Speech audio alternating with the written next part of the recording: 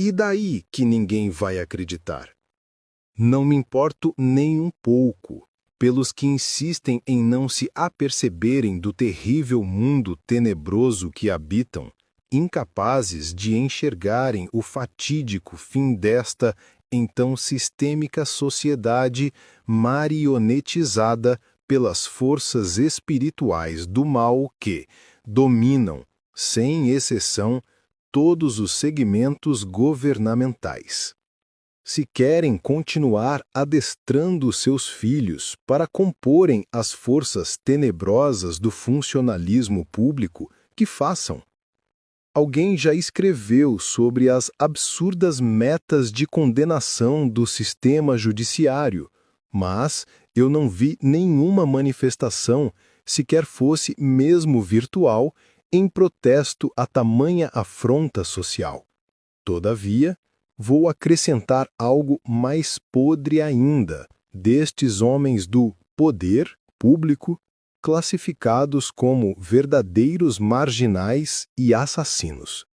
Descobri, pasmem, no curso da minha missão, que, na época do maior descaramento político histórico da cidade do Rio de Janeiro, que foi o tempo daquelas vistorias anuais, o funcionário do Detran, RJ, que era o agente direto no controle das operações, logrado a um computador, era também o que detinha a palavra da extorsão.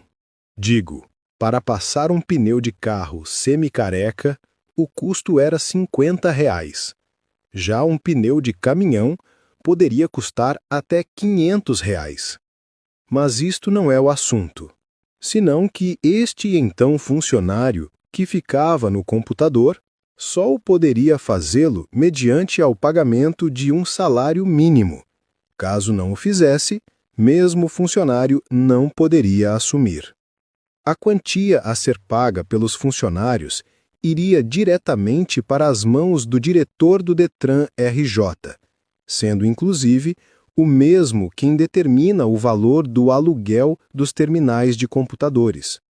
Por essas e outras, víamos aqueles verdadeiros assaltos, fundamentados em invenções, na hora das vistorias. Quem diria? Funcionário do Detran RJ, extorquido pelo próprio diretor. E você ainda acha que tem coisa séria nesse Brasil? Coitado. E quanto a PM, Polícia Militar, é bom você continuar a leitura em cadeira forte para não cair. Enquanto você não tiver a prova do que lerá, ficarás incluído no título, até que consigas as provas. A maior ilusão que existe no mundo, e neste maldito Brasil não difere, é esta ilusão dos jovens quererem usar estas malditas fardas. Estes pedaços de panos coloridos já levaram muita gente à desgraça e também para trás das grades. As propagandas para ingresso nas forças militares são o dinheiro que o governo gasta sem preocupação com o orçamento, pois este bem sabe que é através desta mão de obra escrava, atraída por um salário acima da média dos mais pobretões, que ele terá a força necessária para gerar a opressão e extorsão dos demais que não usam armas. Se você souber das discriminações e desprezo e opressões que sofrem os novatos da PM, creio que perderás bastante da sua ilusão. Porém, tenho algo a falar, muito mais incrível do que isto. Enfim, quero te dizer que a PM possui rotas de arrecadação. Isto está relacionado a comércios, jogo do bicho, tráfico, etc. Estas rotas são cumpridas e fiscalizadas somente, obviamente, por patrulhamento motorizado. Então você diz, e daí? E daí que se você pensa que qualquer um pode ser escalado para entrar em uma viatura ou subir em uma moto, está completamente iludido. Em meu batalhão, para entrar em uma viatura no ano de 2000, Nós, que sairíamos em patrulha, deveríamos pagar R$ 300. Mas, como o trajeto das motos é diferenciado, o pagamento para subir em uma chegou a R$ 600. Me permite só uma pergunta, por favor? Você realmente acredita nesse lixo chamado Brasil? Ou você entende que é hora desta maldita sociedade verar?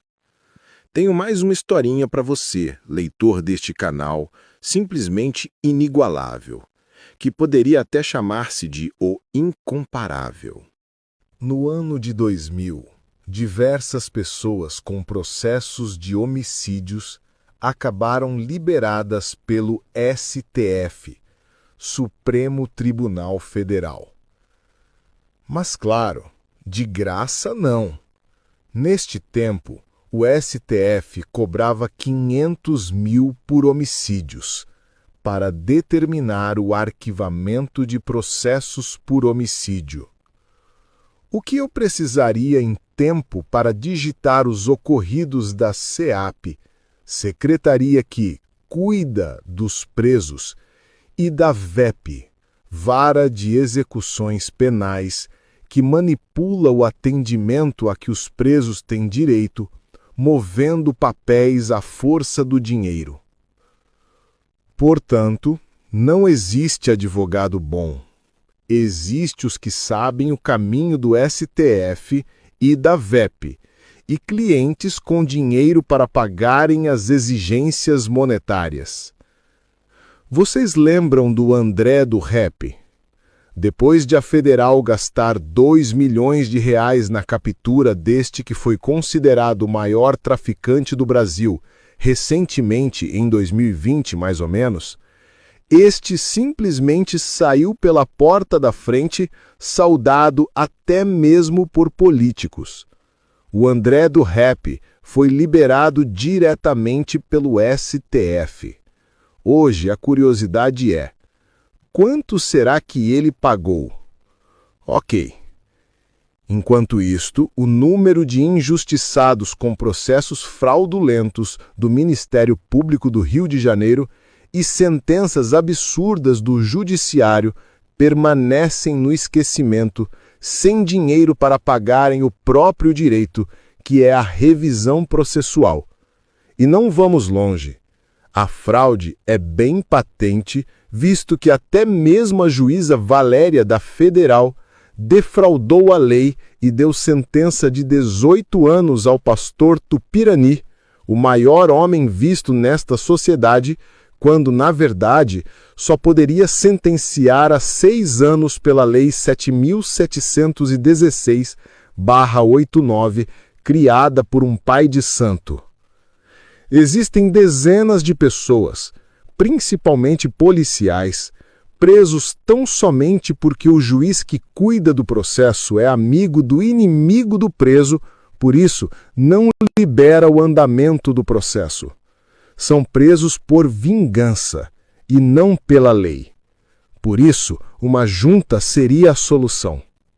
Ex-fantasiado do Estado, KAL, Policial Militar do Rio de Janeiro, Restauração.net, Brasilmaldito.com.